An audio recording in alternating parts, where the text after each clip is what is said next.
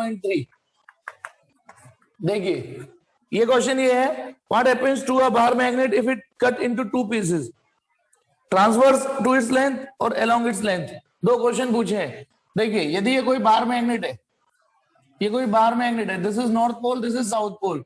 बताइए यदि इनकी बार मैग्नेट के बीच की डिस्टेंस, मैं पोल्स के बीच की डिस्टेंस 2l मान लूं, तो इसका जो मैग्नेटिक मूवमेंट निकलेगा, ठीक है, pole strength into distance between them. अब इसको काट रहा हूं, दो तरीके से काट रहा हूं, ठीक है, दो अंदाज से। पहला है ट्रांसवर्स टू इट्स लेंथ, यानी इसकी लेंथ जो है उसके ट्रांसवर्स, यानी ऐसे ऐसे काट दिया।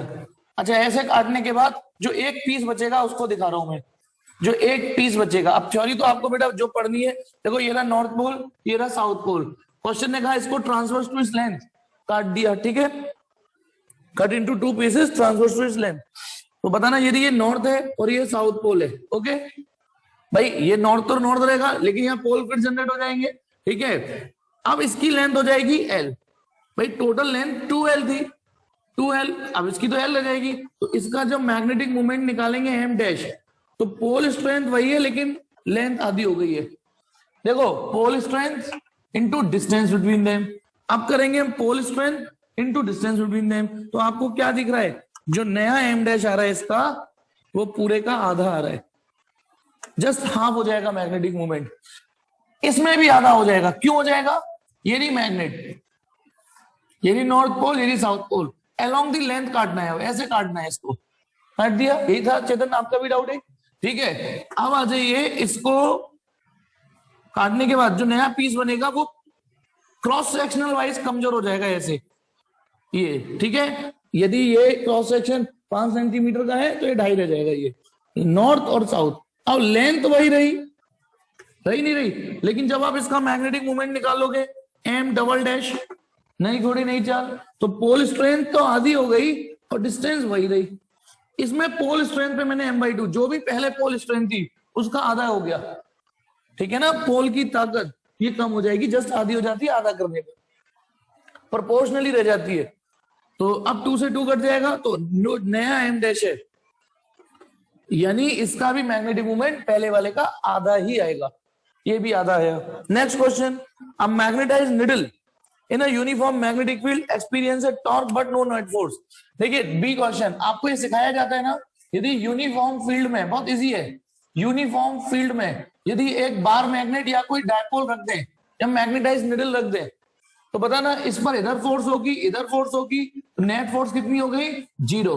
तो सिग्मा फोर्स इस पे 0 आएगा, लेकिन टॉर्क एग्जिस्ट करेगा, टॉर्क करेगा mb sin थीटा, ये इस पे टॉर्क एग्जिस्ट करेगा, ठीक है, ये वाली सिचुएशन। लेकिन तुम्हें ध्यान है ना, इन दोनों फॉर्मूले में कौन बताएगा क्या कंडीशन अप्लाइड है। स्टार लगा दिया मैंने, बेटा ये आवाज यहां तक आती है और रिकॉर्डिंग में जाती है। हाँ ये बताइए, यदि मैं यहाँ स्टार लगा दूं तो क्या कंडीशन अप्लाइड है इन फॉर्मूलों में, कि the field must be uniform. ये जो बी है वो यूनिफॉर्म होना चाहिए, यूनिफॉर्म होना चाहिए। नहीं अबे सुमित 90 होना चाहिए थीटा, कुछ भी कुछ भी। हाँ उसके बाद वो क्या कह रहा है, अब ये तो सिचुएशन होगी जो हमने पढ़ी है, मैंने पढ़ाई है और आपने पढ़ी है। अब क्या कह रहा है, एन आयरन नेल, आयरन का है नहीं nail, placed near a bar magnet, bar magnet के पास रख दिए। अब आपने देखा है वो कैसे जाता है, however experience force of addition, however experience a force of attraction in addition to torque। अब आप जब प्रैक्टिकली, चलो ये तो कहानी हो गई, तो कॉन्सेप्ट बता दिया। अब बाहर मैग्नेट है ये कोई, इसके बगल में कोई आयरन का नेल रखोगे, ये चोवा रख दिया है ना, क्या बोलते हो आप उसे, ये रहा। तो आप कभी इसको फील करना, ये खिसकता है या नहीं खिसकता, इधर खिसक के आता है ना। इसका मतलब यदि कोई चीज इधर या उधर एक्सिलरेट हो रही है, इस पे फोर्स लगी। अच्छा क्या ये बार मैग्नेट लेफ्ट राइट चली जाएगी, ये तो नहीं जाएगी, ये सिर्फ रोटेट हो सकती है, ये सिर्फ रोटेट हो सकती है अपनी जगह पे ये, लेकिन इधर नहीं खिसकेगी ना, इधर खिसकेगी। ट्रांसलेटरी मोशन के लिए फोर्स का अस्तित्व में होना जरूरी है, जो इसमें नहीं है, तो फिर ये क्यों खिसक गई। और इन एडिशन तो कभी देखना, ये यदि आपने आयरन नेल ऐसे रखा है तो ये घूमता हुआ और इधर भी खिसकेगा, दोनों मोशन होंगे इसमें। टॉर्क, चलो टॉर्क होना समझ में आता है, इसका घूमना हमें समझ में आता है। जो भी है ना इसका घूमना कि भैया इस पे टॉर्क लगेगा, समझ में आता है। लेकिन फोर्स क्यों लगा? वेरी सिंपल, जो कंडीशन अप्लाइड है वो इसमें नहीं है। बताना, ये नॉर्थ पोल है, ये मैग्नेटिक फील्ड निकाल रहा है। अब आप बताइए बार मैग्नेट का मैग्नेटिक फील्ड तो ऐसा होता है, ऐसा होता है, तो ये तो नॉन यूनिफॉर्म मैग्नेटिक फील्ड है ना। नॉन यूनिफॉर्म मैग्नेटिक फील्ड है तो भैया फोर्स भी महसूस करेगा, कदम कहानी। Next question, must every magnetic configuration have north pole and south pole? क्या इस ब्रह्मांड के सभी मैग्नेटिक कॉन्फ़िगरेशन जो मैग्नेटिज्म देते हैं उनमें नॉर्थ और साउथ पोल होना कंपलसरी है? नहीं, कोई कंपलसरी नहीं है। देखिए मैंने तीसरा बता चुका हूं ना, जैसे करंट कैरिंग वायर है, अब इसके चारों ओर मैग्नेटिज्म होता है ना ऐसे, ये नहीं मैग्नेटिक फील्ड लाइंस। अब इसमें क्या कहते हैं, करंट कैरिंग वायर के चारों ओर मैग्नेटिक फील्ड होता है लेकिन कोई पोल्स नहीं होते। तो मैग्नेट या तो डायपोल में भी मिलेगी या फिर पोल ही नहीं मिलेंगे। एक और एग्जांपल है टोरॉइड। हालांकि आइडियल टोरॉइड हमारे पास है नहीं, लेकिन फिर भी आइडियल टोरॉइड ये होता है बेटा, जो एंडलेस होता है, वो आइडियल टोरॉइड होता है। उसके अंदर भी मैग्नेटिज्म होता है, अंदर होता है, लेकिन पोल्स नहीं होते। ये कंसेप्चुअल मैं इसलिए करा रहा हूं क्योंकि बेटा आपके नसीब में ही अब ये आने वाले, तो इस बार तो इन पे ध्यान देना पड़ेगा ना आपको। ठीक है, D question, question number D, ये मैं करा चुका हूं, तुम्हें ध्यान है, ये मैं करा चुका हूं कि यदि दो एक जैसे पीस हैं और हमें ये श्योर है कि एक आयरन है और एक मैग्नेट है, तो कैसे पता करोगे कि कौन सी आयरन है कौन सी मैग्नेट है? ना तो किसी पीस को तोड़ना है ना थर्ड मटेरियल यूज करना है। देखो यही लिखा हुआ है, two identical looking iron bars A and B are given, one of which is definitely known to be magnetised, जिसमें से हम श्योर है कि एक मैग्नेटाइज है, लेकिन ये नहीं पता कौन सी वाली है ना, कौन सी वाली। तो how would one ascertain whether or not both are magnetized? If only one is magnetized, how does one ascertain which one? Use nothing else but the two bars A and B. ये तो हो गया, ये इसके conceptual थे। ठीक है, अभी एक एनसीईआरटी का अब दोनों ही करा रहा हूं मैं, तो थोड़ा सा पीछे, एक कदम पीछे हटाते हैं, एक कदम। ये क्वेश्चन नंबर 4.16 शायद अक्षत का डाउट था, है ना। देखिए एक तो मैं 4.16 करा रहा हूं और एक और कराऊंगा, चलिए देखते चलो बेटा। फिर आपने जो क्वेश्चन पोस्ट किए हैं मुझे, फिर उनकी बात करूंगा। स्क्रीनशॉट नहीं ले पाए, आपकी गलती है। यदि आप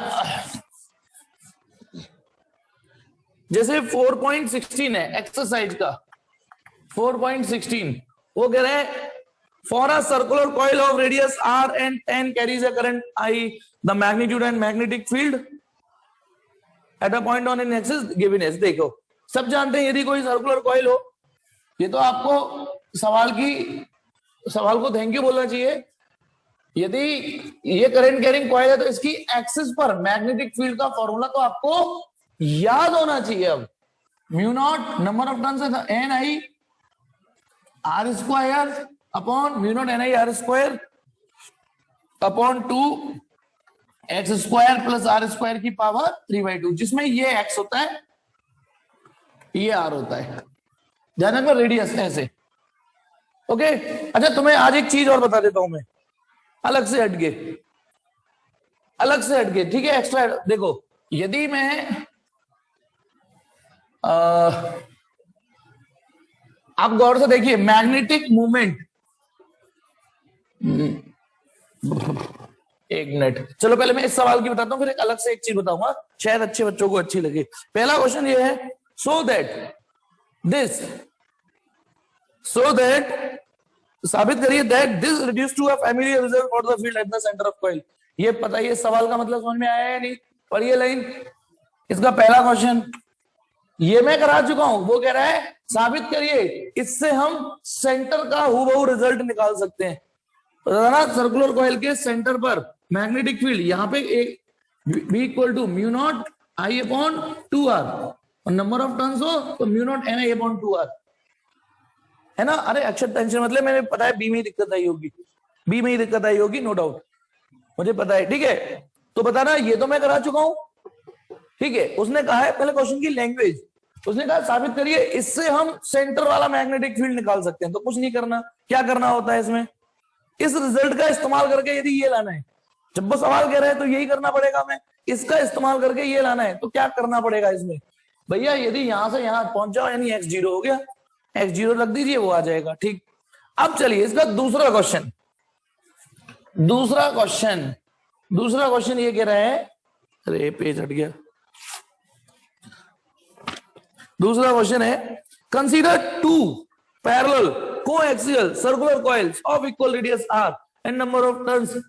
और देखिए अब वो ये कह रहा है कि दो ऐसी सर्कुलर कॉइल कंसीडर करिए, एक ये रही, एक ये रही, ठीक है। और समझ के हो गए, दो एक जैसी कोएक्सियल, देखो दोनों की एक्सिस एक ही है कि नहीं। कोएक्सियल का मतलब जैसे कोसेंट्रिक एक सेंटर, कोएक्सियल मतलब एक ही एक्सिस हो उनकी। बताना, यदि एक कॉइल ऐसे रख दूं और एक कॉइल ऐसे रख दूं तिरछी, तो इसकी एक्सिस तो ये हो गई लेकिन इसकी ये हो गई, तो कोएक्सियल तो नहीं हुई ना। तो कोएक्सियल ऐसी सेट हो पाएंगे दोनों की। अब देखो एक मिनट, इक्वल रेडियस, इसकी भी रेडियस r है और इसकी भी रेडियस r है, okay. And number of turns nn है, वो समझ जाना। Carries a equal current in same direction, ठीक है, carries a equal current in same direction. तो चलो मैं करंट ऐसे मार्क कर देता हूं। अब भैया सवाल कह रहा है कि एक जैसी करंट है और एक ही दिशा में। इस वाली करंट को थोड़ा पीछे दिखाता हूं, यूं आई, ठीक, एक जैसी यही करंट, कंफ्यूज मत होना, ये मत सोचना ये नीचे दिखा दी वो ऊपर दिखा दी, कंजड़ बना मत ना, आगे जाके तो ये ऐसी आएगी, ठीक है, एक ही जैसा फ्लो है। अब वो ये कह रहा है साबित करिए the field on the axis so that the field on the axis around the midpoint between the coils is uniform over a distance that is small as compared to r and is given by dq. आगे एक line वैसी दे रखी है, such an arrangement to produce nearly uniform magnetic field over a small region is Helmholtz coil। देखो बेटा, यदि आप, पता है ये एक साइंटिस्ट थे हेल्महोल्ट्ज, कभी कभी ना एनसीईआरटी एक्स्ट्रा चीज और इतिहास में भी चली जाती है, बताती है आपको कुछ, उसका लैंग्वेज से कोई मतलब सवाल से कोई मतलब नहीं होता। जैसे मैं नीचे का ब्रैकेट नहीं पढ़ूं तो मेरा सवाल तो फिर भी हो जाएगा, टेंशन मत लो, मेरा सवाल तो फिर भी हो जाएगा। हेल्महोल्ट्ज एक साइंटिस्ट थे जिन्होंने ना, जैसे यूनिफॉर्म मैग्नेटिक, जैसे आपको यूनिफॉर्म इलेक्ट्रिक फील्ड चाहिए, सपोज करो यूनिफॉर्म इलेक्ट्रिक फील्ड चाहिए, तुम हेडिंग तो पढ़ लेते हो, हेडिंग कि मैंने एक इलेक्ट्रिक डायपोल को यूनिफॉर्म इलेक्ट्रिक फील्ड में रखा, तो यूनिफॉर्म इलेक्ट्रिक फील्ड बनेगा कैसे। तो एक वहां आपने इनफाइनाइटली लार्ज शीट पढ़ी है नहीं पढ़ी, इनफाइनाइटली लार्ज प्लेन शीट, उसकी खूबी ये होती है कि थोड़ी बहुत डिस्टेंस तक ये यूनिफॉर्म मैग्नेटिक फील्ड बनाता है, जब तक ये इनफाइनाइटली लार्ज है, यानी आसपास, यहाँ पे ज्यादा दूर चले जाओगे तो फिर ये इनफाइनाइटली लार्ज शीट नहीं होती। ये कॉन्सेप्ट भी रटा होना चाहिए। तो बताओ यूनिफॉर्म इलेक्ट्रिक फील्ड मिल जाएगा ना। अब यूनिफॉर्म मैग्नेटिक फील्ड कैसे मिलेगा आपको, और वो भी थोड़े से रीजन में चाहिए। तो एक जुगाड़ ये भी होती है कि दो कॉइल ले लीजिए, पैरेलल ले लीजिए, तो सेंटर और उसके आसपास, थोड़ा बहुत आसपास, ठीक है, मैग्नेटिक फील्ड ऑलमोस्ट वही रहता है। अच्छा ये थोड़ा बहुत आसपास तो हम वैसे भी मान लेते हैं कि जैसे बल्ब की रोशनी आ रही है कुछ, तो थोड़ा बहुत इधर आएंगे तो एक जैसी रोशनी मान लेते हैं। ये एक अरेंजमेंट उन्होंने बताया, तो इसे हेल्महोल्ट्ज कॉइल बोल देते हैं इनको, बस। हालांकि यदि हमें लार्ज रीजन में चाहिए होता है तो ऐसी बहुत सारी कॉइल रख लीजिए, बहुत सारी, यानी ऐसे ये सोलेनॉइड बन जाता है, तो सोलेनॉइड में लगभग इतने रीजन में मैग्नेटिक फील्ड यूनिफॉर्म बन जाता है। यानी और तुम्हें यूनिफॉर्म मैग्नेटिक फील्ड और बड़े रीजन में चाहिए तो है ना सोलेनॉइड अपने पास, सोलेनॉइड अपने पास। हाँ बेटा चलिए अब सुनिए, तो बेटा अक्षत अब तू कर लेगा, हमें एक तरीके से सेंटर पर मैग्नेटिक फील्ड निकालना है और कुछ नहीं करना। अब इनके बीच की डिस्टेंस भी r दे रखी है, तो ये आधा डिस्टेंस r/2 और ये r/2। सवाल पढ़िए बेटा, उसने ये भी दे रखा है कि इन दोनों के बीच की डिस्टेंस r है, तो ये मिड पॉइंट पर मैग्नेटिक फील्ड निकालना है।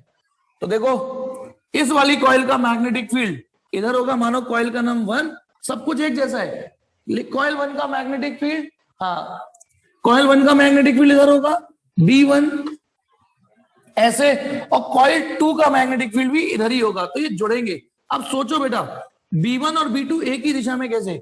आज हम एक्सरसाइज करने 2 दिन से कर रहे हैं, कब का, तो आज तो तुम्हारे अंदर ये स्पीड होनी चाहिए, खच्च से उंगलियां घुमाओ, अंगूठा इधर आ गया, इसका मैग्नेटिक फील्ड इधर है, या इधर नॉर्थ इधर साउथ बनेगा इसका, तो नॉर्थ का मैग्नेटिक फील्ड ऐसे अवे, इधर नॉर्थ इधर साउथ बनेगा, तो साउथ है इधर, यदि मैं बीच में हूं तो इसका इधर साउथ बनना है, तो साउथ की तरफ टुवार्ड्स होगा। फील कर लीजिए बेटा, दोनों में एक जैसी भले ही करंट हो, ठीक है, लेकिन नॉर्थ साउथ साउथ नॉर्थ मतलब सेम पैटर्न में बने, लेकिन जब मैं बीच में हूं तो इस वाले बंदे को इसका तो नॉर्थ दिखेगा और इस वाले बंदे को, इस पॉइंट को इधर का साउथ दिखेगा, तो ये दोनों मैग्नेटिक फील्ड जुड़ जाएंगे। दोनों एक जैसी है तो बताना एट एम या ओ, एट ओ नेट मैग्नेटिक फील्ड यदि मैं निकालू नेट, तो B1 प्लस B2 या यूं कहिए ट्वाइस B1, समझ गए, क्योंकि एक जैसे होंगे तो एक B1 निकाल लेते हैं। अब इसके लिए क्या करना पड़ेगा मुझे, ये रिजल्ट यूज करना पड़ेगा और इसमें x की वैल्यू R/2 रखनी पड़ेगी, ठीक है। तो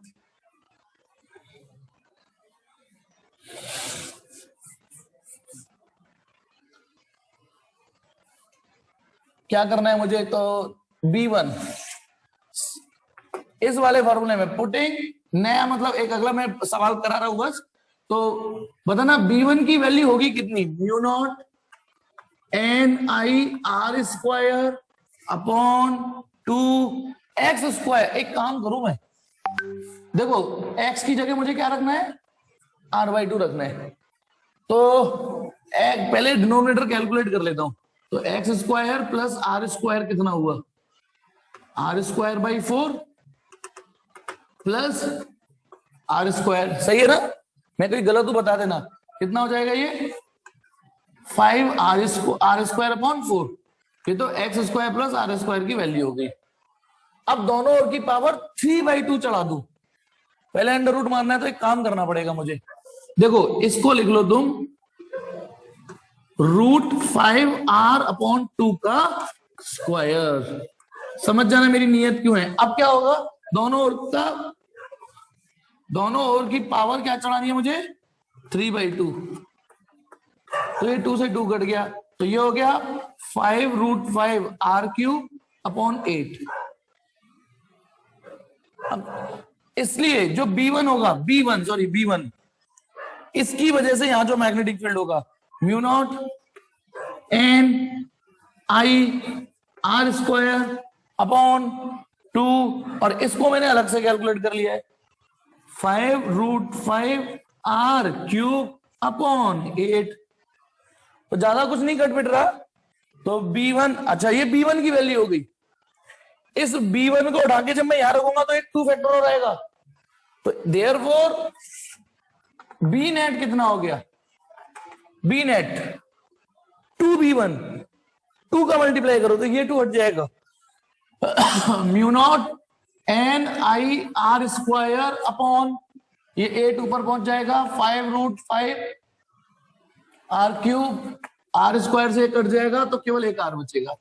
तो देख बेटा mu naught NI upon R तो एज इट इज मिल गया होगा तुझे, और देखिए म्यू नॉट NI R तो ये हो गया। अब मैं पक्का श्योर हूं, इसको यदि तुम कैलकुलेटर मारोगे n अपॉन 5√5, √5 का ऊपर नीचे मल्टीप्लाई करो, सिर्फ इसको कैलकुलेट कर रहा हूं, तो नीचे हो जाएगा 25।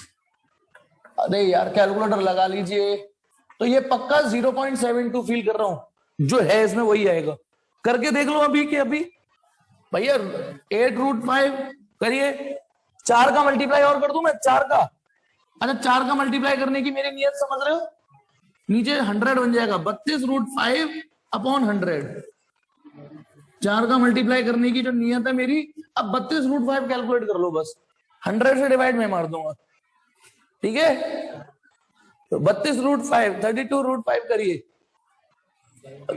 7, चलिए कर ले रहा ये, ठीक है, अच्छा ठीक है ना। अब इसमें एक चीज और बताता हूं, एसएस मार लीजिए बेटा इसका, 2 कॉइल की वजह से कौन सा फॉर्मूला होता है बताना विनय, 1 मिनट, विनय कह रहा है सर इसमें ऐसे नहीं निकाल सकते कि मैग्नेटिक फील्ड वैसे नहीं निकालेंगे जैसे मैग्नेटिक फील्ड हम एक्सियल में निकालते थे, अरे तो वैसे ही तो निकाला है, वैसे ही एक्सियल वाला ही तो यूज किया है मैंने इसका निकाला है, इसका निकाला है, दोनों को ऐड किया है, एक्सियल वाला ही फॉर्मूला तो इस्तेमाल किया है, या तो मैं समझ नहीं पाया तो क्या कह रहा है, या मैं समझ नहीं पाया तूने क्या कहा है।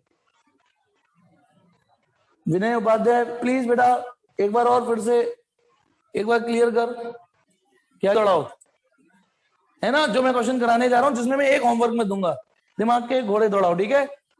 अच्छा, प्रेग्नेंट हॉर्स तेज भगता होगा ना, क्योंकि उसमें 2 हॉर्स पावर होती है, एक अपनी और एक उसके पेट में जो पल रहा है, 2 हॉर्स पावर। चलिए 4.24, चलिए 4.24 क्या कह रहा है बेटा, एक यूनिफॉर्म मैग्नेटिक फील्ड है, ठीक है, of 3000 Gauss is established along the positive Z direction. पीछे फिगर दे रखे हैं, ठीक है, पीछे एक्स वाई जेड ऐसे एडजस्ट कर रखा है, ठीक है। देखिए जो पहला फिगर है, पहले मैं उसको टारगेट कर लेता हूं, पहला फिगर को ही बनाता हूं। यदि मेरे पास थोड़ा छोटा बनाऊंगा क्योंकि कई सारे एक्स वाई जेड ऐसे करके ये बना हुआ है, इशारा हालांकि दे रखा है कि मैग्नेटिक फील्ड ऊपर है। ये देखो मैग्नेटिक फील्ड बी वेक्टर ऊपर है, उसके बाद एक कॉइल ऐसे पड़ी हुई है, और मैं पहला फिगर बना रहा हूं तो करंट ऐसे शो करूंगा जैसे उसने बना रखी है, ये करंट है, बाकी और कुछ नहीं बना रहा मैं, पीछे सवाल फिर पेज पलट रहा हूं। एक यूनिफॉर्म मैग्नेटिक फील्ड है, बी की वैल्यू है 3000 गॉस, 3000 गॉस का मतलब 0.3 टेस्ला, वहीं की वहीं एंड टू एंड निपटा दिया। इज एस्टेब्लिश, वही एक तसले में 10,000 गिट्टियों वाले को यूज करके, along the positive Z direction. यदि इसको वेक्टर में लिखूं according question that is and, और वेक्टर में लिखूं तो बी वेक्टर कितना हो जाएगा 0.3 के कैप टेस्ला, क्योंकि उस जेड की ओर है, ठीक है, ये केवल मैग्नीट्यूड है तो ये मैग्नीट्यूड और डायरेक्शन दोनों हो गए। आगे क्या क्या रखा है, एक rectangular loop of side 10 into 5। अच्छा मेरे को तो ये सवाल पता है इसलिए मैं एंड टू एंड एरिया निकाल दूं, एक साइड 10 है और एक 5 है, तो एरिया कितना हुआ, area A 50 centimetre square equal to 50 into 10⁻⁻⁴ metre square, ये एरिया हो गया है ना, 10 पंजे 50। Carries a current of 12 ampere, कितनी करंट कंटिन्यू ले रहा है ये, 12 एम्पियर की करंट है इसमें, ठीक है, 12 एम्पियर की। तो what is the torque on the loop in the different cases, what is the force on each case. देखो इस सवाल का जवाब तो अभी दे देता हूं, what is the force on each case, page पलट के कोई भी फिगर देख लीजिए, छह फिगर दे रखे ना, कोई भी फिगर, तो बेटा फोर्स का आंसर कौन बताएगा, 0। हाँ अच्छा नहीं बता पा रहे जल्दी बताओ, आपके अगले यूटी में कितने मार्क्स आने वाले हैं, 0 नहीं 0। एक्चुअली कौन सा कॉन्सेप्ट लगा इसमें, कौन सा कॉन्सेप्ट लगा इसमें, कॉन्सेप्ट लगा कि जब भी कोई डाइप, अच्छा ये जो करंट कैरिंग कॉइल है, एक मिनट सुनना, मैंने आपको अभी थोड़ी देर पहले ये पढ़ा रहा था मैग्नेटिज्म में, यदि कोई bar magnet uniform magnetic field में पड़ी हो तो वो नेट फोर्स 0 महसूस करती है ना, है ना, नल वेक्टर, ये क्या चीज है, एम वेक्टर, और करंट कैरिंग लूप भी एम वेक्टर होता है। और ये क्वेश्चन क्लियर दे रखा है कि ये यूनिफॉर्म मैग्नेटिक फील्ड में है, तो यूनिफॉर्म मैग्नेटिक फील्ड में नेट फोर्स तो 0 ही आएगी। चलो ये मैंने करा दिया, बाकी आप कर लेना, बहुत मारोगे, अगली इंस्टॉलमेंट नहीं दोगे फिर, है नहीं। अब वो कह रहा है which case corresponds to stable equilibrium. अच्छा ये भी पहले करा देता हूं मैं, कौन सा स्टेबल इक्विलिब्रियम में होगा। अच्छा यहां से याद करो, बताना, इससे याद करो कि किस परिस्थिति में ये भाई साहब अपने आप को स्टेबल और इक्विलिब्रियम फील करते हैं, जब थीटा 0 होता है। किस किस के बीच का theta, angle between M vector and B vector, यानी जब ये डायपोल ऐसे पड़ा हो, देखो ऐसे, जब ये डायपोल अलाइंड हो, एम और बी अलाइन हो, तो वो स्टेबल इक्विलिब्रियम में होता है। तो मुझे ये बताइए which case corresponds to stable equilibrium, तो बताइए, एक मिनट मैं आपको थोड़ी हिंट देता हूं, इसमें बी वेक्टर है जेड की डायरेक्शन, ये तो सभी जितने भी क्वेश्चन है ना, जितने भी ए बी सी डी, एक मिनट, ये रहा ए, ये रहा बी, मैं सारे फिगर बना देता हूं, पहले सारे फिगर मैं बना देता हूं, है ना। कॉइल ऐसे पड़ी हुई है, करंट शो करना जरूरी है, ऐसे करके करंट जा रही है, दिस इज बी, ठीक है, this is C, C figure, C में ऐसे करके पड़ी हुई है, ये रहा है ना, एक minute, Y Z X, okay ये रहा, ये भी एक्स वाई जेड। अब थोड़ा ध्यान से, करंट इसमें ऐसे जा रही है, ऐसे। मैग्नेटिक फील्ड मेरा सब में ऐसे ही है, किधर, जेड की ओर, मैग्नेटिक फील्ड ऊपर ही है ना, ऐसे करके। ये रहा C figure. Question number D, D D D आपको होमवर्क में दूंगा, यही दूंगा बस होमवर्क में। थोड़ा सा बुद्धि लगाओगे ना तो दिमाग शार्प होगा, ठीक है, यही है। चलिए, एक इसमें ऐसे पड़ी हुई है कॉइल, ऐसे करके, करंट का दिशा क्या है, ऐसे करके करंट है, X Y Z, B vector ऐसे है, और एक लास्ट एफ। इसमें भी कॉइल ऐसी ही पड़ी हुई है, लेकिन अंतर क्या है, दिस इज वाई जेड और ये एक्स, इसमें करंट ऐसे है। ये क्वेश्चन दे रखे, ठीक है, ये 6, ये क्वेश्चन आपके घर के लिए। तो अब उसने बोला है कि इनमें से वो किसमें स्टेबल इक्विलिब्रियम होगा, तो फटाफट उंगलियों को, राइट हैंड की उंगलियों को करंट की डायरेक्शन में घुमाएंगे और एम वेक्टर की डायरेक्शन पता करते हैं। इसमें एम वेक्टर किधर आएगा बोलो, इसमें एम वेक्टर किधर आएगा, ये ई क्या लिख रहे हो बेटा, मैं समझा नहीं ई का, इसमें एम वेक्टर, अच्छा आंसर ई लिख रहे हो, अच्छा इसमें एम वेक्टर बाहर आएगा यानी डॉट, ये dot is for M vector, इसमें भी एम वेक्टर बाहर आएगा, dot, this dot is for M vector.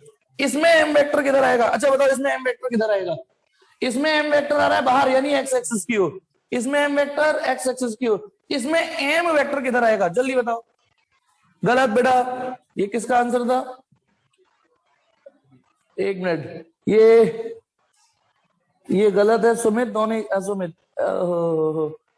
गौर से देखो बेटा, क्या कर रहे हो, अब कई सारे आंसर आ रहे हैं, मैं किस किस का नाम लूं, और मोस्टली गलत आ रहे हो। आई कैप गलत है, हरेंद्र, एक्स एक्सिस की तरफ अभय पाठक गलत है। चलिए, ये इनवर्ट भी नहीं आएगा, निकुंज गलत है, इसमें एम वेक्टर इधर आएगा बेटा, क्या कर रहे हो आप, एम वेक्टर इधर आएगा माइनस वाई की ओर, लेफ्ट में, हालांकि कुछ ने सही भी आंसर दिया है, कुछ ने सही भी दिया है, इधर आएगा। अब देखो हमारी क्लास में कई सही आंसर दे रहे हैं, कई गलत आंसर दे रहे हैं, तूने यार इनवर्ट और उसके बाद आउट ऐसा कुछ लिख रखा है, तो कौन सा आंसर मानूं मैं, ये एरो इधर है बेटा, आप भूल जाना, इस सवाल को भूल जाना, वो लोग ना करें जिन्होंने यहां एम वेक्टर नहीं पकड़ा। आज की डेट में एम वेक्टर आउटवर्ड राइट, पहली बार में सटीक आंसर आना चाहिए था। करंट फील करिए, अच्छा कोई तो केवल कंफ्यूजन में दे गया माइनस एक्स, वो भूल गया कि इस बार ये इधर वाली वाई है, चलो उसके तो मैं गुनाह माफ कर दूंगा, लेकिन आउटवर्ड अपवर्ड। चलिए इसमें बताइए एम वेक्टर किधर है, इसमें बताइए एम वेक्टर किधर है, इसमें देख सुमित ने लिखा है क्रॉस या एक्स, है ना, गलत है सुमित, इधर आएगा ना क्रॉस, ऐसे आएगा एम वेक्टर, अपवर्ड आएगा, या यूं कहिए अपवर्ड जेड एक्सिस है। अब अभी भी फील नहीं, यानी फील ही नहीं आ रहा, तो वो तो ये क्वेश्चन कर ही नहीं सकते, बिलीव मी वो, और ना ही उन्हें समझाना चाहिए ये वाला, सीरियसली। जिनको मैं ये नहीं बता पा रहा कि एम वेक्टर फिगर क्यों नहीं देगा, फिर कि मेरी गलती है, तो फिर तो भी नहीं करना चाहिए सवाल उनको, क्योंकि वो बिना फिगर देके सवाल करेंगे, है ना। चलिए, और इसमें एम वेक्टर किधर आएगा, नीचे। अब मैं यार ठीक है, अब आप बताइए थीटा इक्वल टू 0 यानी एम और बी के बीच में एंगल किस फिगर में है, एम और बी के बीच में कोई नहीं, सुमित चल ठीक, लीव इट। बताइए ऐसा कौन सा फिगर है जिसमें थीटा 0 है, हाँ प्रिंस, हाँ माधव, खुशी ठीक, राम गोपाल ठीक, ई ये रहा एम वेक्टर और ये रहा बी वेक्टर, बी वेक्टर तो सब में ऊपर था, सब में ऊपर था बी वेक्टर, तो किसी भी क्वेश्चन में बी वेक्टर नहीं चेंज किया है, तो एम और बी के बीच का एंगल 0 है, this is a figure which is most stable. अच्छा, मोस्ट अनस्टेबल कौन सा है? मैं क्वेश्चन ऐड कर रहा हूं। मोस्ट अनस्टेबल कौन सा है? हाँ जी, एफ, क्योंकि इसमें एम और बी के बीच का एंगल 180 डिग्री बन रहा है। चलिए लीव इट। अब आ जाइए, अब जो क्वेश्चंस हैं वो भी पहले मैंने सस्ते वाले करा दिए।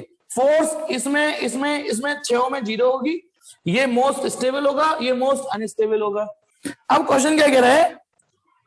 What is the torque on the loop in the different cases? Torque हर किसी में निकालना है, तो टॉर्क का फॉर्मूला मन में चला लीजिए। एम बी साइन थीटा है, जो भी है ना, एम निकालने के लिए एन आई ए, तो पहले एम निकाल लेते हैं, ठीक है ना। From M equal to N I A, N I, ऐसे याद है ना आपको? नंबर ऑफ टर्न्स दिए नहीं दिए, 1 मानेंगे, फिर 0 नहीं कर देंगे, एक तो है ही वो। करंट कितनी है? 12। एरिया भी यार प्लीज, हाँ निकला हुआ है एरिया, ये रहा 50 इंटू 10⁻⁻⁴, ये एरिया रख दिया और करंट हो गई 12। तो जो मैग्नेटिक मोमेंट की मैग्नीट्यूड है 12 पंजे 60, 600 इंटू 10⁻⁻⁴, तो 2 0 गई बस, 6 इंटू 10⁻⁻²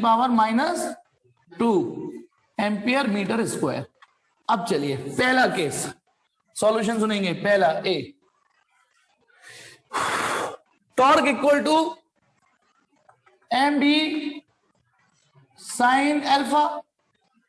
यदि हम इस, देखो एक्चुअली मैं बताता हूं मैंने अल्फा क्यों चुना। ये सवाल मैं आज करा रहा हूं, लेकिन था तो पिछले चैप्टर का, और पिछले चैप्टर पे जब थे तो ये फिजिक्स नहीं थी आपके पास, आपके पास थी एनआईए बी कॉस थीटा और एनआईए बी साइन अल्फा। याद है कि नहीं? एनआईए बी कॉस थीटा और एनआईए बी साइन अल्फा। समझदार को इशारा काफी है। जब हम कॉस की फॉर्मेट लेते हैं तब हमको प्लेन ऑफ द कॉइल और मैग्नेटिक फील्ड का एंगल चाहिए होगा, और यदि मैं साइन ले रहा हूं एम बी साइन, तो मुझे एम और बी के बीच का एंगल चाहिए। तो जो आपको, अब आप बताइए इस फिगर में अल्फा कितना है, यानी एम और बी के बीच का एंगल। अच्छा अल्फा कितना है? मैं अल्फा और एम वेक्टर डॉट बाहर, एम वेक्टर बाहर, बी वेक्टर ऊपर, एम वेक्टर एक्स एक्सिस की ओर, ये इधर, तो इसमें अल्फा है 90 डिग्री।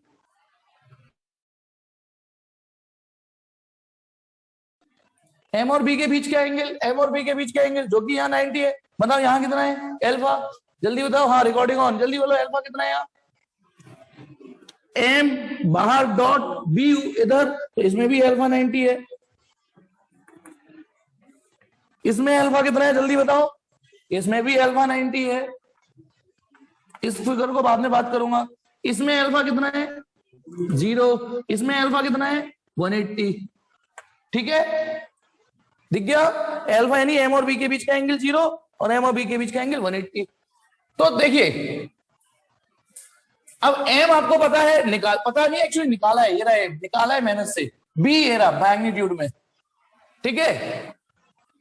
तो पहला क्वेश्चन, तो therefore torque equal to M की जगह 6 इंटू 10⁻⁻², बी की जगह 0.3, साइन 90, साइन 91, तो ये कितना हो गया? 6 18, torque equal to 1.8, 1.8 into 10⁻⁻²। Torque की यूनिट भी जूल लिख सकते हो, लिख सकते हो। कोई बताएगा क्यों लिख सकते हैं? और न्यूटन मीटर लिखना चाहो, न्यूटन मीटर तो है ही है, ये दोनों में से कोई भी लिख दो, मैंने जूल लिख दी। चलो अब देखिए, ये तो है आम जिंदगी, है ना, आम जिंदगी। इस आम जिंदगी से डी क्वेश्चन भी सब लोग कर लेंगे, किसी को कोई दिक्कत नहीं आएगी, किसी को दिक्कत नहीं आएगी। यदि थोड़ा बहुत भी पढ़ने वाला हो, थोड़ा सा दिमाग लगा ले, तो डी में दिक्कत एटलीस्ट चलो 90% बच्चों को नहीं आएगी, इस तरीके से करोगे तो। लेकिन जब चुल आएगी, डायरेक्शन निकालो, डायरेक्शन निकालो, कलेश वहां बढ़ जाती है ना। वेक्टर में यही रोना है कि डायरेक्शन ऐसे करके। अब बताओ, चलिए करिए, क्या करोगे? टॉर्क की डायरेक्शन निकालनी है, टॉर्क की डायरेक्शन। देखिए, तो मैं एक तरीका बताता हूं जो शायद जहां लग जाए वहां लगा लेना चाहिए। नो डाउट, टॉर्क की जो वेक्टर फॉर्म है, एस टॉर्क की जो वेक्टर फॉर्म है वो एम क्रॉस बी होती है, और फर्स्ट वेक्टर सेकंड वेक्टर। फिर तो आप समझ जाओ जो तरीके हैं तमाम। बताइए एम और बी की डायरेक्शन बताओ, चाहे लेफ्ट हैंड लगाओ चाहे ये लगाओ, पहले वेक्टर से सेकंड वेक्टर की हो। तो बताइए, एम आपको पता है बाहर, एम बाहर है, देखो ये रहा ऐसे, और बी वेक्टर ऊपर है। अब लगाइए बुद्धि, एम और बी, ये रहा एम बाहर, देखो पहले सवाल में एम ये रहा, बी ये रहा, तो जब आप एम क्रॉस बी लगाओगे, M cross B, M cross B, मुझे देखने दो, मुझे भी तो देखने दो। हाँ तो बताइए टॉर्क किधर आ रहा है, जल्दी बताइए। टॉर्क, सुमित ठीक बताया, जल्दी बताओ टॉर्क की डायरेक्शन किधर आई, टॉर्क की डायरेक्शन, हाँ देव, यस ठीक, सही पढ़ रहे हो इसका मतलब, ठीक देव, ठीक ठीक देव, दोबारा की जल्दी बताओ टॉर्क की डायरेक्शन। राम गोपाल गड़बड़ हो गई, मनीष गड़बड़ हो गई, कन्हैया ठीक, माधव ठीक, बता तो आई आपने, मतलब टॉर्क की डायरेक्शन बोल रहा हूं मैं, टॉर्क की, अबे ठीक, इसी का ठीक, नेगेटिव वाई एक्सिस होगी, ठीक, टॉर्क की डायरेक्शन नेगेटिव वाई एक्सिस होगी, नेगेटिव वाई एक्सिस। अब मेरी बात सुनेंगे, मेरी बात सुनेंगे, एक चीज और सुनिए, मैं इस फॉर्मूले का प्रयोग करके, अच्छा ये तो तुम समझ गए, देखो इसमें 90 90 90 है, इसमें अल्फा 0 180 है, 0 और 180 पे टॉर्क क्या आएगा, 0 आएगा, तो इसमें तो टॉर्क की वैल्यू 0 ही आने वाली है, ये तो निबट गया सवाल। और इनमें भी टॉर्क का मैग्नीट्यूड सेम आएगा क्योंकि अल्फा तो 90 है, लेकिन टॉर्क की डायरेक्शन इन चारों में अलग अलग आएगी। नहीं इसमें तो सेम आएगी क्योंकि इसमें एम, ये दोनों फिगर ना, पता है क्या बताना चाह रहा है कि भले ही एरिया ऐसे रख लो, एरिया ऐसे रख लो, एम वेक्टर की डायरेक्शन इन दोनों में चेंज नहीं हुई तो टॉर्क की डायरेक्शन नहीं चेंज होगी। अब मैं एक तरीका और बताता हूं आपको, वो ये, इसी क्वेश्चन को ए को ही करा रहा हूं, टॉर्क इक्वल टू एम कितनी वैल्यू है, 6 इंटू 10⁻⁻2 आई कैप। सोच के देखो ये मैंने क्या किया है, एक तरीका वो है करने का, एक तरीका ये क्योंकि ये एम वेक्टर था तो एम वेक्टर में मैग्नीट्यूड और डायरेक्शन भी आएगी। जिस सवाल को मैं कर रहा हूं उसमें एम का मैग्नीट्यूड तो यही है लेकिन डायरेक्शन बाहर की ओर है, आई कैप क्रॉस, बताइए बी वेक्टर कितना है, 0.3 के कैप, तो ना ये तो स्केलर होता है इतना पोर्शन, वो तो एडिटिव मल्टीप्लाई होगा, 1.8 10⁻⁻2, अब हो गया ये आई क्रॉस के। अब आई क्रॉस के क्या होता है बोलो, आई क्रॉस के होता है -j, ये -j कैप हो गया, लो इससे भी पता चल रहा है -y एक्सिस की हो। लेकिन बेटा एक्चुअली इस सवाल को करने के लिए थोड़ा सा 11th ये और क्लियर होना चाहिए, साला टॉर्क की डायरेक्शन निकाल ली आपने, लेफ्ट हैंड से भी निकाल ली और ये जो तरीका तुक्का फिट हो गया उससे भी निकल गई, तुक्का फिट नहीं हुआ, स्टैंडर्ड रूल है ये भी, वो तो एक्सिस थी इसलिए बन गया। अब मुद्दा ये टॉर्क की डायरेक्शन, या टॉर्क की डायरेक्शन के मायने क्या होते हैं, अच्छा बाकी तो आप कर लोगे, ये मैं इसको टेंशन मत लो, यदि नहीं हुआ तो कल बता दूंगा, कल बता दूंगा, केवल कल तक का वक्त मांग रहा हूं आपसे ताकि आप थोड़ा बुद्धि लगाओ। लेकिन ये वो उतना अच्छे से कर पाएगा जिसको ये भी पता हो टॉर्क की डायरेक्शन का मतलब क्या होता है, टॉर्क की डायरेक्शन का मतलब होता क्या है बताना, एक मिनट मैं थोड़ा सा मदद कर देता हूं ताकि 11th का थोड़ा सा क्लियर हो जाए। बेटा कुछ होते हैं एक्सियल वेक्टर, एक्सियल वेक्टर होते हैं, पोलर वेक्टर, एक्सियल वेक्टर, सुना होगा 11th में, कईयों को सुना सुना लग रहा है, कईयों को सुना सुना लग रहा है।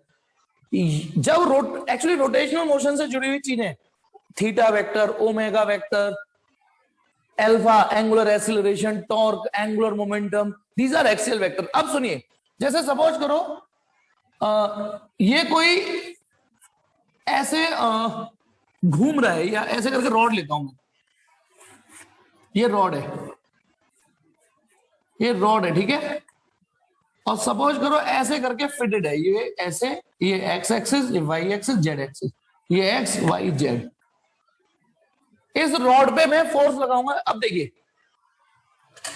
ये रॉड है ऐसे रखी हुई है, यदि मैं इस पे फोर्स ऐसे लगाऊंगा तो ये ऐसे घूमेगी, बोलो ठीक है, यदि मैं फोर्स इस पे ऐसे लगाऊंगा तो ये ऐसे घूमेगी, डिपेंड करता है ना फोर्स कहां से आ रही है, देखना फोर्स ऐसे लगाई तो ऐसे घूम गई, अब ये इस प्लेन में घूम रही है, फील करो, यदि फोर्स ऐसे लगाऊंगा तो ये ऐसे घूमेगी, और एक मिनट, और एक और चीज, ऐसे लगाऊंगा तो ऐसे घूमेगी, ऐसे लगाऊंगा फोर्स तो ऐसे घूमेगी।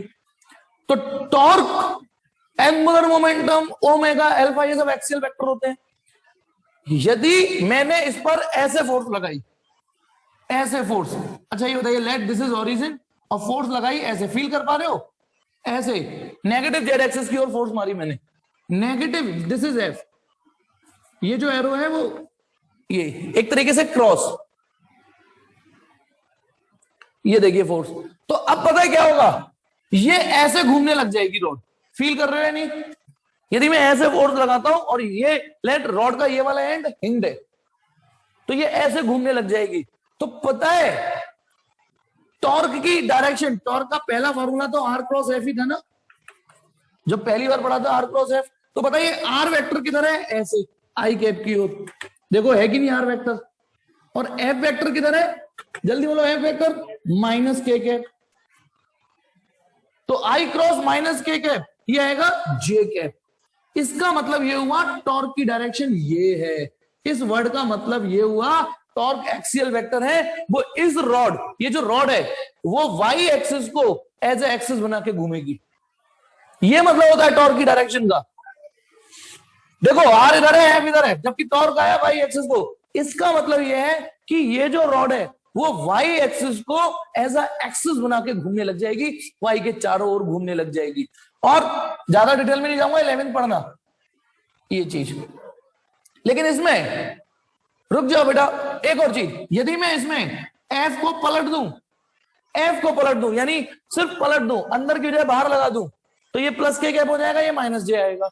इसका मतलब उस केस में रॉड घूमेगी तो सही, उसी प्लेन में घूम रही है, लेकिन उसका घूमने का अंदाज ये, तब टॉर्क की डायरेक्शन ये होगी, ये नेगेटिव वाई एक्सिस। अभी चलो मैं थोड़ा और चेंज करता हूं, यदि मैं इसी फिगर में,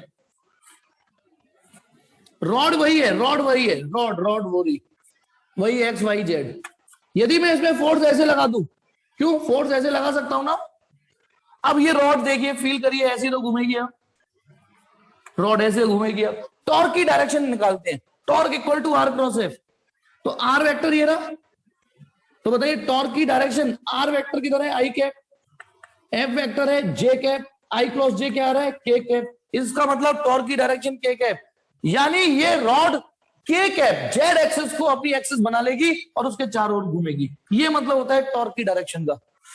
समझ गए, टॉर्क एक्सियल वेक्टर है, टॉर्क की डायरेक्शन आ रही है इसमें माइनस जे कैप।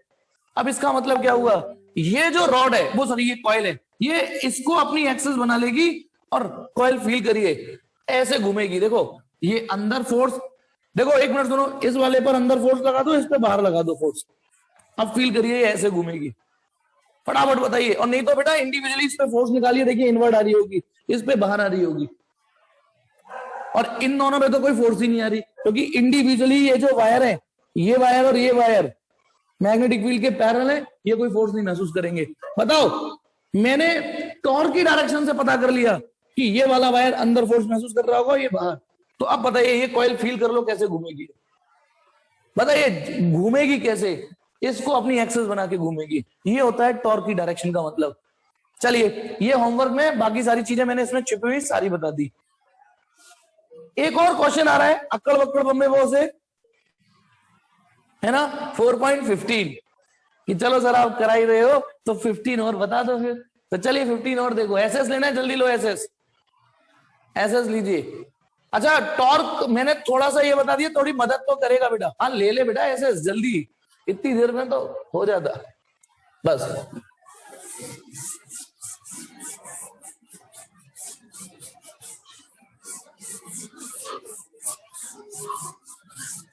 कल आना है या नहीं सुबह, ठीक है। अच्छा 4.20 भी है, क्यों भाई 4.20 किसका डाउट है यार, ये तो खत्म ही नहीं हो रही एनसीईआरटी। चल भाई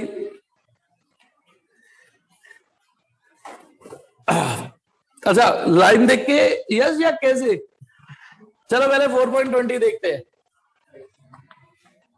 4.20, क्योंकि 4.20 देखिए बेटा, नहीं कल भी क्वेश्चन नहीं कराऊंगा बेटा, क्या करूं बेटा, अब मैग्नेटिक फील्ड सेटअप, देखो उनके लिए तो छुट्टी है जिनका कोई डाउट नहीं है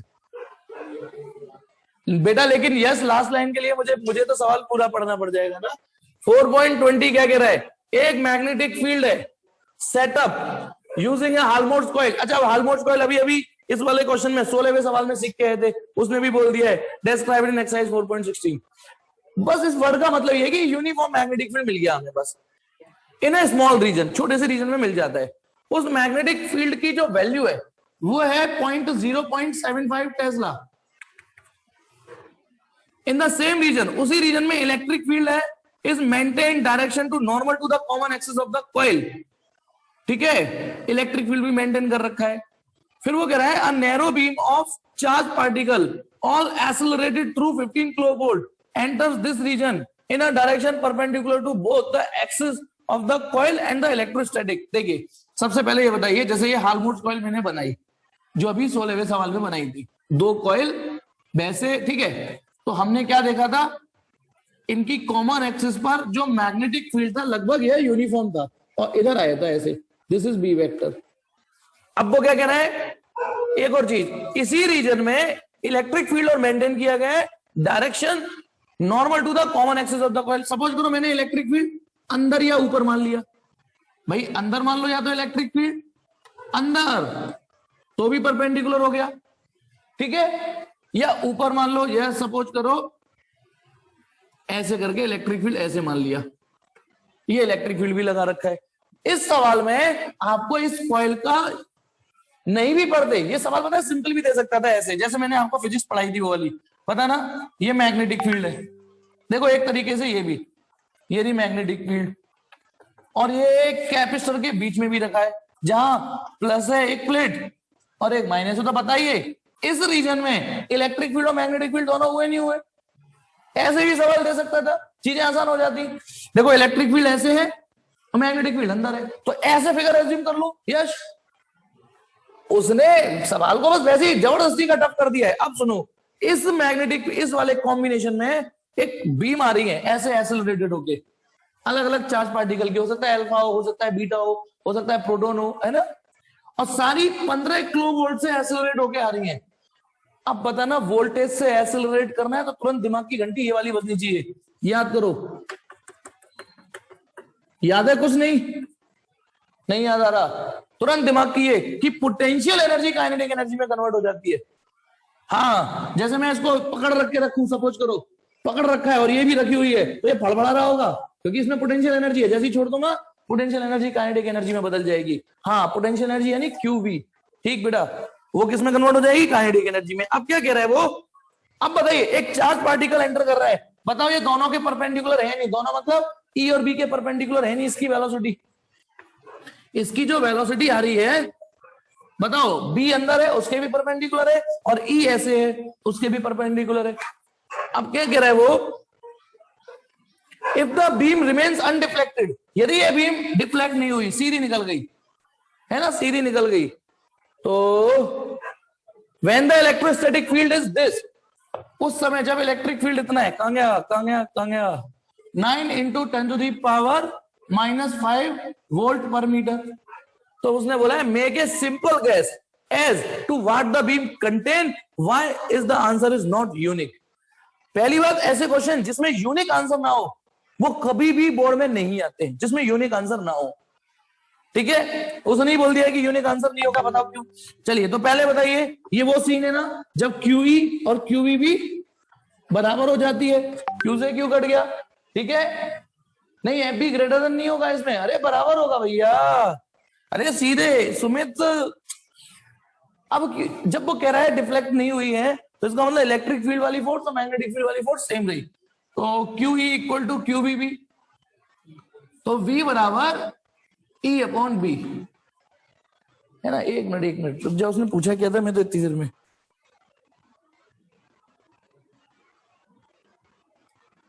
what the beam contain, E और B,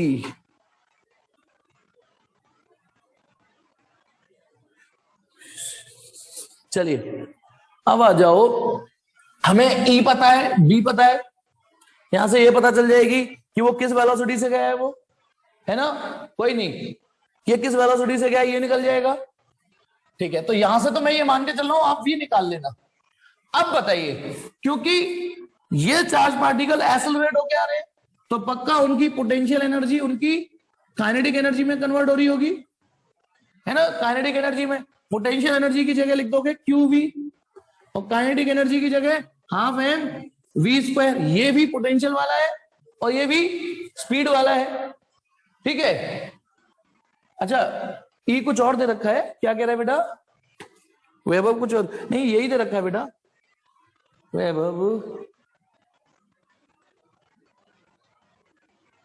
10 to the power -5 है +5 है, -5 लिख रहा है मेरे में, -5 लिख रहा है बेटा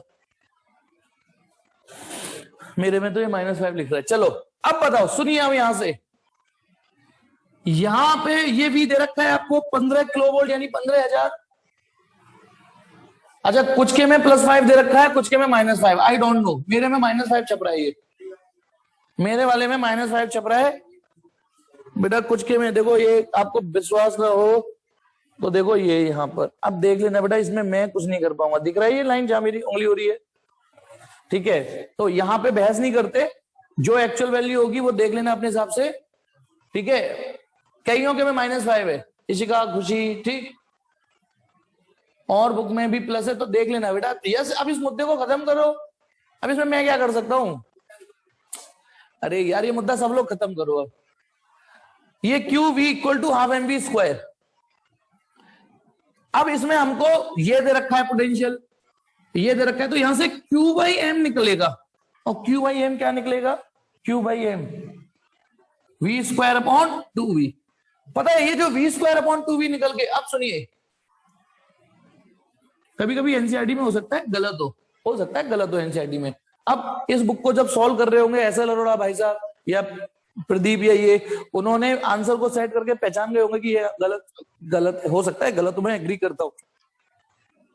तो अब Q/m कुछ भी आएगा, सपोज करो कुछ आया, अच्छा ये आ रहा है यस, Q/m निकाल के बेटा है, तो पता है Q/m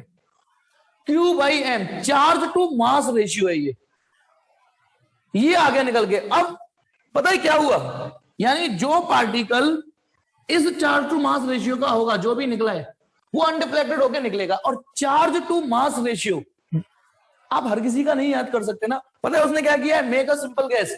अब ये वैल्यू निकली, मान लो यश की बात मान लेता हूं, यश ने लिखी कि ये वैल्यू सर आ रही है 4.8 × 10⁻7। ये मैं लिख देता हूं 4.8। अब बताना क्यों नहीं आता ऐसा सवाल, बच्चा कैसे गैस कर लेगा, कैसे गैस कर लेगा कि ये कौन सा पार्टिकल है? अब ड्यूट्रॉन दिया है, ये आंसर कौन दे पाएगा? कौन दे पाएगा? जैसे ये ड्यूट्रॉन का चार्ट या तो अलग अलग सबका निकाल के रैंडमली चेक करे, इसलिए ऐसा क्वेश्चन आता नहीं है ना। यानी आपको पता है आपके लिए मुश्किलें क्या बढ़ गई? आपके लिए मुश्किल बढ़ गई, जैसे प्रॉपर्टीज आपको पढ़ी रटी होनी चाहिए कि भैया ये Q/m तो ड्यूट्रॉन का है, ड्यूट्रॉन होगा ये। और ये यूनिक क्यों नहीं है आंसर? ये यूनिक क्यों नहीं है आंसर? एक बार बताइए, इमेजिन करो हाइड्रोजन प्लस है, सपोज करो ये आंसर H+ आता, तो ये आंसर तो लिथियम प्लस का भी तो सेम आ सकता है। सोचो, लिथियम प्लस का भी तो आ सकता है ना, प्लस दोनों इलेक्ट्रॉन, भाई हाइड्रोजन इलेक्ट्रॉन में से एक इलेक्ट्रॉन निकाल दो तो केवल क्या बचेगा? सिंपल प्रोटॉन बचेगा, है ना, सिंपल प्रोटॉन बचेगा। और लिथियम में से 2 इलेक्ट्रॉन निकाल दो, सिंपल प्रोटॉन बचेगा। समझ में आया नहीं आया? तो ये यूनिक आंसर नहीं होते। लिथियम का एटॉमिक नंबर 3 होता है, सॉरी प्लस 3 निकालने पड़ेंगे। हली की ना, हाँ हली 3 होता है, 3 इलेक्ट्रॉन निकालने पड़ेंगे, सॉरी। अब बताना 3 इलेक्ट्रॉन इसमें से निकाल दो जबरदस्ती खींच के, ये तो ये और ये एक जैसा चार्ज टू मास रेशियो आएगा, इसलिए ये आंसर यूनिक हुआ ही नहीं। ठीक है, चलिए होपफुली कि आप समझ गए होंगे कि क्या करना है। मतलब यहां तक तो क्वेश्चन बेटा मेरी तरफ से जायज है कि Q/m निकालो, जायज क्वेश्चन है यहां तक बच्चे के लिए, पर यहां तक ही सीखो। चलो फिर एक लास्ट सवाल और है, वो है बेटा जल्दी से लो एसएस बेटा 4.15। अब समझो मैंने 15 क्यों नहीं कराया और 20 क्यों नहीं कराया था पहले, क्योंकि ये क्वेश्चन यूनिक आंसर वाले नहीं है। सेम 15 में भी पढ़िए, ठीक है। वो कह रहा है suggest some appropriate design particular of solenoid, last line पढ़ रहा हूं मैं। देखिए बेटा जब सजेस्ट करते हैं तो इंजीनियर, अलग अलग इंजीनियर का दिमाग अलग अलग तरीके से ऑपरेट कर सकता है कि मैं ऐसे डिजाइन बनाऊंगा, मैं ऐसे डिजाइन बनाऊंगा। वो ये कह रहा है कि हमको एक, सपोज करो आप इंजीनियर हो और आपको एक टास्क मिला अक्षत के क्वेश्चन में बताने वाला था। अच्छा हाँ, अब मेरे को मौका ही नहीं दिया, ये अक्कड़ वक्कड़ में वो तो खत्म कर दूं मैं। A magnetic field of 100 Gauss 4.15। एक इंजीनियर हो, आपको टास्क दिया, जैसे आपको टास्क मिला कि आप क्रेन बनाइए हमारी कंपनी के लिए, या हमारी कंपनी के लिए ऐसी मशीन बनाइए, है ना, कि इधर से आलू डालू उधर से सॉयर निकले। ऐसी ऐसी मशीन तो नहीं बन पाएगी, ठीक है। अब मैग्नेटिक फील्ड ऑफ 100 गॉस चाहिए हमको, is required which is a uniform. मानो किसी एक्सपेरिमेंट के लिए मैग्नेटिक फील्ड चाहिए, वो ये कह रहा है ऐसा मैग्नेटिक फील्ड चाहिए जो यूनिफॉर्म हो इन a reason of linear dimension, लगभग 10 सेंटीमीटर तक। सुनो, 10 सेंटीमीटर की डायमेंशन तक, यहां से लेके यहां तक, ठीक है। कैसा हो, यूनिफॉर्म मैग्नेटिक फील्ड हो, इतनी वैल्यू का हो, कितना, 100 गॉस। ये जो बी हो, इस बी की वैल्यू 100 गॉस हो, और क्रॉस सेक्शन एरिया लगभग 10⁻³ मीटर स्क्वायर का हो इसका। अब क्रॉस सेक्शनल व्यू समझना, यदि मैं इसको साइड से देखूंगा या इस साइड से देखूंगा, समझना यूं, है ना। अभी बताता हूं। A magnetic field is required which is a uniform in a region of linear dimension. This cross section area this. The maximum current capacity of a given coil of wire is 15 ampere. वो ये कह रहा है आपको एक wire मिलेगा, वो ज्यादा से ज्यादा 15 एम्पियर करंट को ही झेल सकता है, 15 एम्पियर से 15.5 भी नहीं झेल पाएगा। और number of turns per unit length that can be wound round a core is at most number of turns per unit length N/L, वो 1000 से ज्यादा नहीं होनी चाहिए। ये नहीं कि तुम बाइंडिंग करते चले जाओ, एक प्रैक्टिकली जो दिक्कत आएगी। भाई आप एक बात बताओ, इस पर वायर लपेटोगे, number of turns per unit length, तो एक लिमिट भी तो होगी कोई। तो वो कह रहा है इससे ज्यादा आप number of turns per unit length दे नहीं पाओगे, 15 एम्पियर से करंट ज्यादा नहीं दे पाओगे, तो सजेस्ट सम एप्रोप्रिएट डिजाइन। और उसने हिंट भी दे दी, particular of solenoid for the required purpose. देखिए, यदि आपको इतने रीजन में मैग्नेटिक फील्ड चाहिए, और ये क्रॉस सेक्शन एरिया और पढ़ना भूल गया मैं, मतलब लिखना भूल गया, 10⁻³ मीटर स्क्वायर, इधर का जो क्रॉस सेक्शनल एरिया है। अब ये नहीं समझ पाए होगे ये क्या किया मैंने। बेटा यदि मैं इसको सपोज करो, जब मैं कोई सोलेनॉइड लेता हूं, समझना, तो मैं भले ही मैग्नेटिक फील्ड ऐसे बनाता हूं, है ना, ऐसे बना दी, 3 लाइन हो गया काम। लेकिन यदि मैं इसका क्रॉस सेक्शनल व्यू देखूं, इस सोलेनॉइड को यूं करके यूं देखूं, तो इधर से तो वो सर्कुलर क्रॉस सेक्शन दिखेगा, यानी ऐसे दिखेगा। मैग्नेटिक फील्ड लाइन ऐसे भी जारी होंगी, ऐसे भी, ऐसे भी, ऐसे भी, ऐसे भी, ऐसे जारी होंगी मैग्नेटिक फील्ड लाइन। तो जो मैग्नेटिक फील्ड लाइन है वो एक सर्कुलर क्रॉस सेक्शन में है, समझ गए कि नहीं। ये जो मैग्नेटिक फील्ड लाइन है वो एक सर्कुलर क्रॉस सेक्शन में एग्जिस्ट कर रही है। तो वो कह रहे हैं हमें इतने मतलब इतने एरिया की रेंज में चाहिए, तो आप ये मैग्नेटिक फील्ड कैसे बनाओगे, कैसे डिजाइन करोगे, वो ये कह रहे हैं इस मैग्नेटिक फील्ड को कैसे डिजाइन करोगे। यदि ये रिक्वायरमेंट आपके पास आ गई कि ओ भाई इंजीनियर, मुझे ये मैग्नेटिक फील्ड चाहिए, 10 सेंटीमीटर की लेंथ में चाहिए, ठीक है, और इतना क्रॉस सेक्शन एरिया में चाहिए, तो आप क्या करोगे, थोड़ा सा इस एरिया से ज्यादा लेके एक सोलेनॉइड बनाओगे, और लेंथ 10 सेंटीमीटर से ज्यादा लोगे इसकी। देखना, एक सोलेनॉइड बनाया मैंने, क्योंकि सोलेनॉइड में यदि, क्योंकि आपके दिमाग में क्या आ गया, यदि मैं सोलेनॉइड में करंट देता हूं तो वो बिल्कुल ऐसा मैग्नेटिक फील्ड तैयार कर देता है कि नहीं कर देता, जैसा वो चाह रहा है। अब सोलेनॉइड जब इतना बड़ा होता है तो लगभग इतने रीजन में मैग्नेटिक फील्ड यूनिफॉर्म हो जाता है, तो इसलिए थोड़ा लेंथ मार्जिन में लेके चलनी पड़ेगी, ठीक है। तो बताना थोड़ा सा ज्यादा, जैसे कहते हैं ना बच्चे 2 ही अच्छे, तो एक आदमी ने 18 बच्चे कर लिए, कम से कम 2 तो अच्छे होंगे, उसने इसका मतलब ये निकाला बच्चे 2 ही अच्छे, तो उसके 18 बच्चे थे कि भाई आप ही ने कहा, सरकारी कह रही है बच्चे 2 अच्छे, कम से कम इतने तो करूं कि 2 अच्छे हो जाए। जब तक अच्छे नहीं होंगे तब तक मैं करता रहूंगा वही। तो अब सुनो, हमें इतने रीजन में मैग्नेटिक फील्ड चाहिए, तो अब इतना लोगे तो इतने में तो अच्छे हो ही जाएगा, इतना तो यूनिफॉर्म मैग्नेटिक फील्ड बन ही जाएगा। समझ में आ गया पहली बात ये। अब मुझे इसमें कितनी करंट देनी पड़े कि ये मैग्नेटिक फील्ड बन जाए, कितनी करंट दूं। अब ये सोलेनॉइड बनाना है, अब सोलेनॉइड बनाने के लिए एक लेंथ चाहिए होगी, कितनी लेंथ लूं, है ना, कितनी लेंथ, कितना मैग्नेटिक कितनी करंट देनी है। तो सोलेनॉइड के अंदर मैग्नेटिक फील्ड का फॉर्मूला होता है μ0 Ni, है ना ये। अब B कितना चाहिए आपको, 100 गॉस, μ0 की वैल्यू जो भी है आप रख देना, है ना।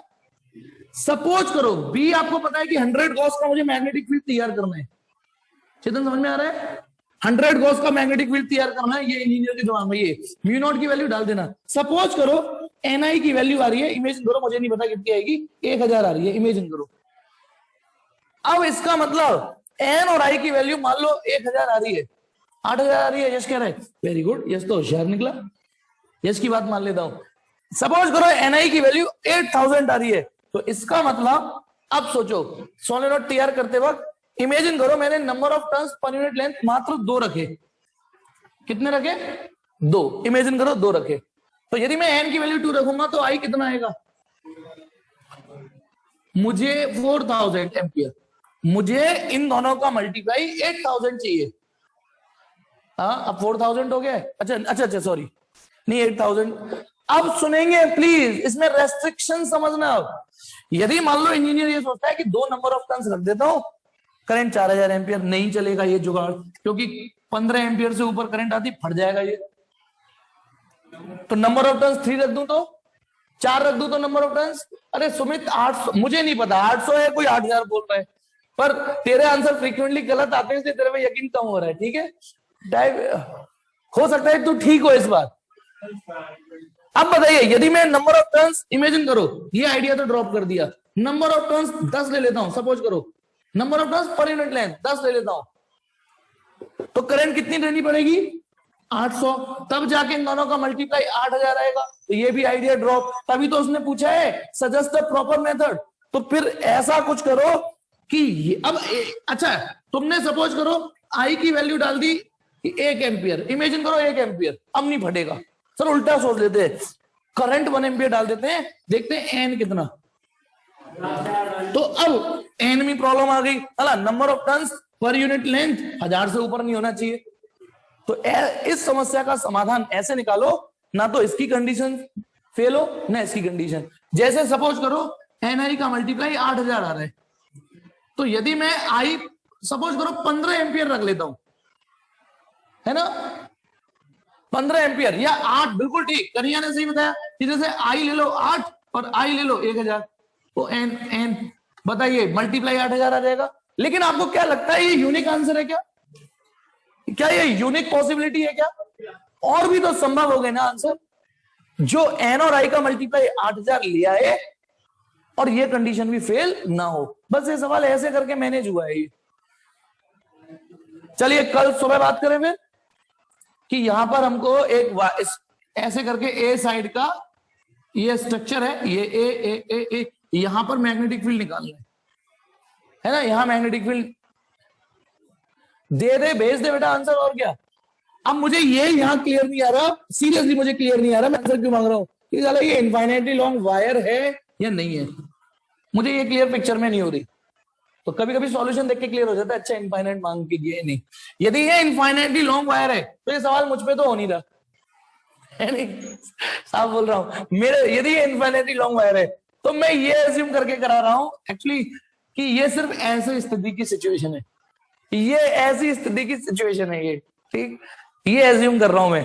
तो इसको तो कर लोगे आप, क्योंकि एक दिन मैंने बताया था ना ये सवाल अलग से, याद करो, पूरे स्क्वायर का बताया था, एक स्पेशल फॉर्मूला बताया था कंपटीशन का, बताया था नहीं कि b equal to mu naught upon 4 pi I upon ये distance sine phi 1 plus sine phi 2, फिर उसमें 4 का मल्टीप्लाई किया था, इसमें 3 का मल्टीप्लाई होगा, बस, है ना। बस ये तीनों ही magnetic field inward inward inward होंगे, इसलिए जुड़ेंगे। तो इस वाले क्वेश्चन में मैंने 4 का मल्टीप्लाई किया था एक वायर का निकाल के, इसमें 3 का मल्टीप्लाई होगा। फॉर्मूला लिखना सर, थे नहीं क्या? ओहो थे नहीं बेटा उस दिन, देखो ये था फॉर्मूला, ये रहा वायर, करंट कैरिंग वायर, और ये फाइनाइट लेंथ का है, this is not of infinite length. यदि आपको इसकी वजह से आर डिस्टेंस पर यहां मैग्नेटिक फील्ड निकालना है तो इस पॉइंट पी पे खड़े होके इस वायर का एंगल निकालो पहले कि ये कितना एंगल बना रहा है, लेट दिस इज फाई 1, फिर इसका एंगल निकालो, लेट दिस इज फाई 2। तो पॉइंट पी पर जो मैग्नेटिक फील्ड होगा, ये अच्छी बात नहीं है निकुंज बेटा, रिकॉर्डिंग सारी मांगते हो, देखते पता नहीं कौन सी हो, यूट्यूब पर आती है मेरी वीडियो, कहीं उस और तो नहीं चला लेते हो? हाँ, v0/4 पाई। अब वो आजकल एक करेंटली मीम चल रहा है, देखा होगा, मैं बोल नहीं सकता क्योंकि कुछ मास्टर को कहां जाके अपना लेक्चर पोस्ट करना पड़ा, कहां जाके लेक्चर पोस्ट करना पड़ा, क्योंकि बच्चे एटलीस्ट वो तो बोलेंगे, यहां तो पहुंच ही जाएंगे। अब तो मेरा लेक्चर जरूर देखेंगे, अब तो मेरा सोचो दिमाग मास्टर में है नहीं। हाँ, v0/, बच्चे कुछ खोले ना खोले उसे जरूर बोलेंगे, मेरा वीडियो देख लेंगे, पहुंच जाऊंगा मैं। तो v0/4 पाई I/A, और ब्रैकेट में sin φ1 प्लस sin φ2, ये फॉर्मूला लगेगा बेटा। ये होता है जब फाइनाइट लेंथ का वायर हो तो। हाँ हाँ हाँ हाँ हाँ, तू तो यार बड़ा काम का आदमी है यार, रुक जा 1 मिनट, 1 मिनट। हाँ जतिन गौर, हाँ मुझे भी भेजिए बेटा वो। हाँ, जगजीत सिंह की गजल जो तू बता रहा है वो मुझे भी भेजिए, है ना। चलिए, अब मैं क्या बताऊं, चलो बेटा।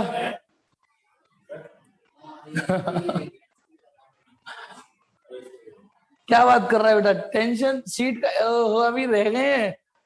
अब आज तो तुमने लूट लिया, बर्बाद कर दिया मुझे। रुको, हाँ अब इस मीटिंग को तो झेल लो थोड़ा सा और।